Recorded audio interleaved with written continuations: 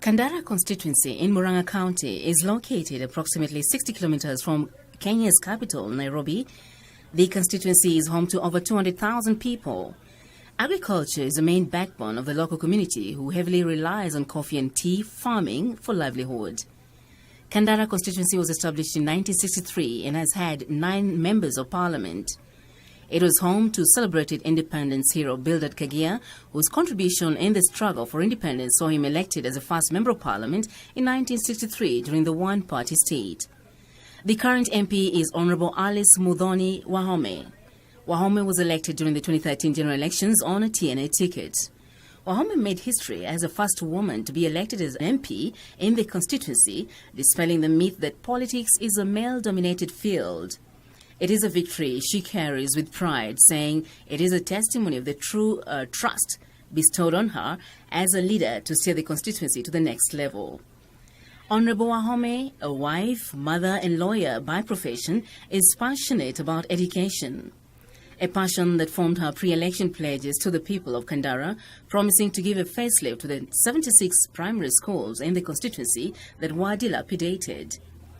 Her campaign slogan, Mpya, which means a new beginning, was therefore the perfect tune to endear the electorate to vote for her. The program is called the Mpya, a primary school renovation program.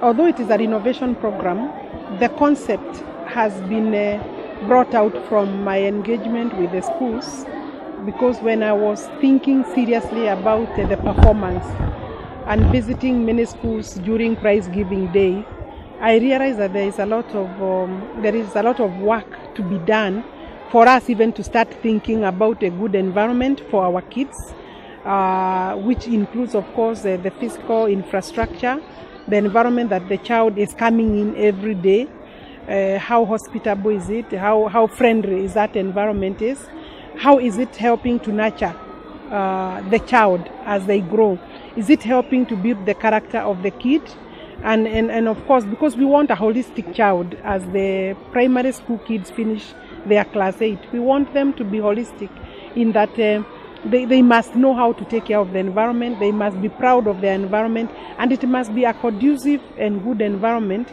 that of course has trees, has grass, has flowers, which is also clean, so that sanitary is also key. Wahome was promising a break from the past, and true to her word, when she was elected into office, her first task was to set up a task force to carry out an audit of the status of public schools and make recommendations on how to improve their outlook and performance. The audit of the institutions came against a backdrop of poor performance, in which the constituency was ranked as the bottom during the 2012 national examinations. It is a statistic that she is determined to change. The final report by the task force was as eye-opening as it was disturbing. The first thing that traumatized me when I was elected is that by end of April, I sent a team around the schools to check the condition of the schools. And the report that was brought back was that I had 37 schools whose toilets had sunk. That means that, or meant that they did not have any toilets to use, and the schools were ongoing, because that was in April after the heavy rains, 2013. So then I started visiting the schools and I realized that, the roofs were leaking and that others were flooding, because of course the environment was not really properly kept. So then I went further to look at, of course, the performance. So I met all the head teachers of the primary schools, and I have 76 primary schools in Kandara. All of them actually, which look like the school where we are in. You can see the background now is possibly where we would like to go in all the schools. But all the schools in Kandara had very serious issues in terms of infrastructure, sanitary, environment. Basically, the management was not addressing those issues, even where we can do like glass planting, flower planting, gardening. All those were issues that I felt that we are missing, that we needed to go back where we were, because we always kept the environment clean, friendly, green. During the rain season, we must plant grass. So I started getting very interested in how we can improve the environment. Majority of the schools lacked basic facilities such as toilets. In some institutions, the classrooms were in very poor condition. It is this disturbing reality that prompted the MP to dig into the city of Kitty and improve the institution infrastructure. Of course, then the program is a big program which will bring in the 76 schools, where we shall look at the roofs, look at how the floors are, look at whether we have windows, because most of the schools do not have windows. So we'll also fix the glasses. We shall fix the doors, because we also have sometimes to leave things in the classrooms, so that when the kid enters that class, they'll be proud of that environment as the learning environment.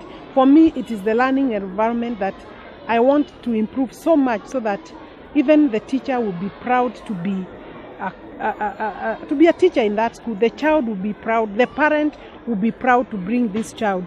So then we shall demand results from the teachers. I will demand results from the kids. And just like her pre-election slogan, Mwamko, the school upgrade project is dubbed Mwamko. The pilot project kicked off with 20 schools identified as the first beneficiaries, each to receive 1 million shillings. So far, construction in 5 schools, Wangai Primary School, Karomu Primary School, Mutheru Primary School, Ngudhuru Primary School and Karigweni Primary School is almost complete.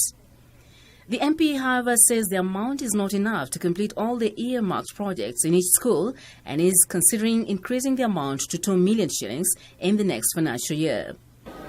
Of course, we have also then to look at the longer term, and the most important, where we need to mentor our children. We need to do their character building. We need to work closely because there are all these issues that are coming around the child, drug and alcohol abuse.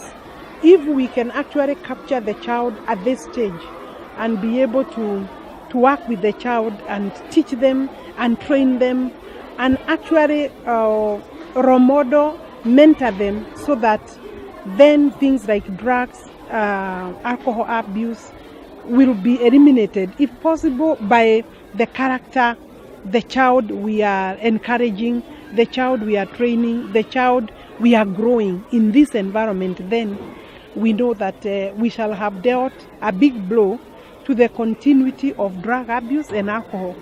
The start of the project has been received with joy amongst residents and the institution heads, who are optimistic it will benefit their children and improve their education standards.